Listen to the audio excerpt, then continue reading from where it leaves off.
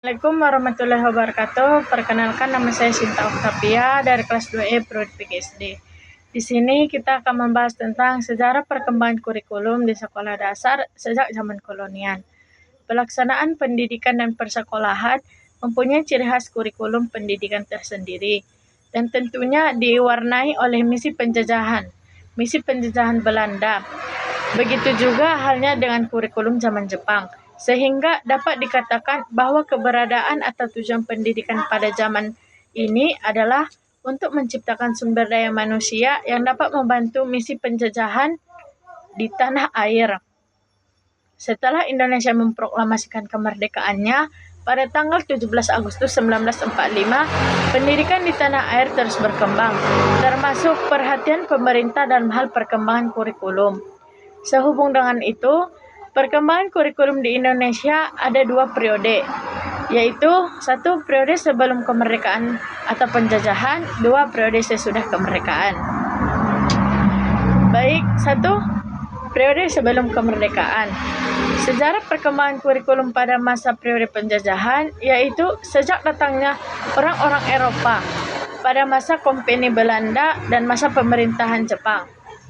Kurikulum pada masa Kompeni mempunyai misi penyebaran agama dan untuk mempermudah pelaksanaan perdagangan dalam upaya penyebaran agama Kristen di Indonesia. Pendidikan tersebut untuk bangsa Belanda dan di pribumi. Pada masa Jepang, perkembangan pendidikan mempunyai arti tersendiri bagi bangsa Indonesia, yaitu terjadinya keruntuhan sistem pemerintahan kolonial.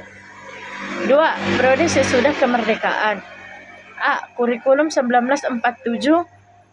Kurikulum pertama pada masa kemerdekaan namanya Rencana Pelajaran 1947.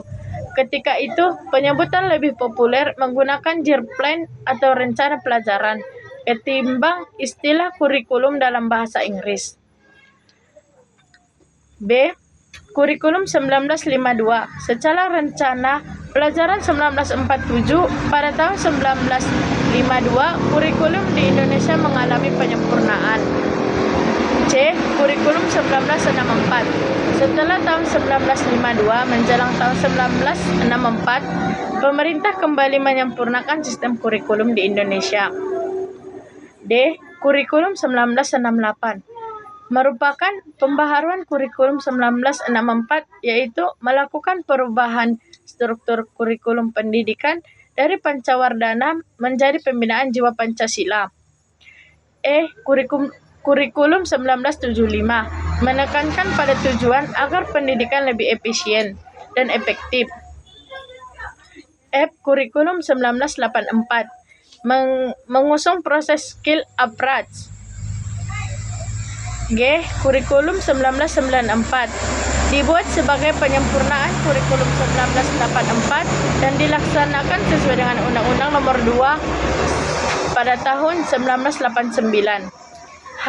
Kurikulum 2004. Kurikulum 2004 lebih kenal dengan kurikulum berbasis kompetensi. I. Kurikulum 2006 dikenal dengan sebutan kurikulum tingkat satuan pendidikan. Kurikulum 2013 mencetak generasi yang siap di dalam menghadapi masa depan. Kurikulum 2022 kurikulum Merdeka adalah kurikulum terbaru yang diterapkan di Indonesia sejak tahun 2022 dengan tujuan memberikan fleksibel yang lebih besar bagi guru dan sekolah dalam menyusun dan melaksanakan pembelajaran. Adapun konsep kurikulum, yaitu kurikulum sebagai program studi, kurikulum sebagai isi pelajaran, kurikulum sebagai pengalaman belajar yang direncanakan, kurikulum sebagai pengalaman yang dimiliki dengan bantuan dan dukungan sekolah, kurikulum sebagai outcome pembelajaran, kurikulum sebagai rencana tertulis untuk tindakan. Faktor-faktor yang mempengaruhi perubahan kurikulum di sekolah dasar yaitu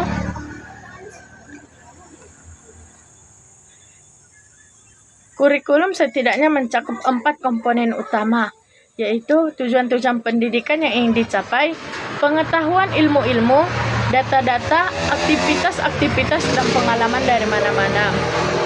Metode dan cara mengajar dan membimbing murid-murid untuk mendorong mereka kepada yang dikehendaki dan tujuan-tujuan yang dirancang. Metode dan cara penilaian yang digunakan dalam mengukur dan menilai hasil proses pendidikan yang dirancang dalam kurikulum. Dari efisien di atas, dapat disimpulkan bahwa perubahan kurikulum berarti adanya perbedaan dalam satu atau lebih komponen kurikulum. Perubahan signifikan dalam kurikulum sekolah dasar setelah kemerdekaan. Pada abad 21, perkembangan iptek telah membawa kemajuan dan kemudahan serta perubahan pada kehidupan manusia. Keterampilan abad 21 mencakup life and career skills, learning and innovation skills, dan informasi media and teknologi skills. Ketiganya dirangkum dalam sebuah skema yang disebut dengan pelangi keterampilan. Tantangan yang dihadapi dalam implementasi kurikulum di sekolah yaitu keterbatasan sumber daya manusia ataupun guru, keterbatasan fasilitas dan infrastruktur, ketimpangan dalam akses pendidikan, perubahan yang cepat dalam kebijakan pendidikan, ketidakpastian dalam standar penilaian, kurangnya kolaborasi antara sekolah dan masyarakat, penerapan kurikulum yang tidak merata, perubahan sosial dan kebutuhan ekonomi, resistensi terhadap perubahan, 10, dan yang terakhir keterbatasan waktu dan beban kurikulum. Cukup sekian hasil kesimpulan dari saya mohon maaf apabila ada salah kata-kata, dan kepada Allah saya mohon ampun. Assalamualaikum warahmatullahi wabarakatuh.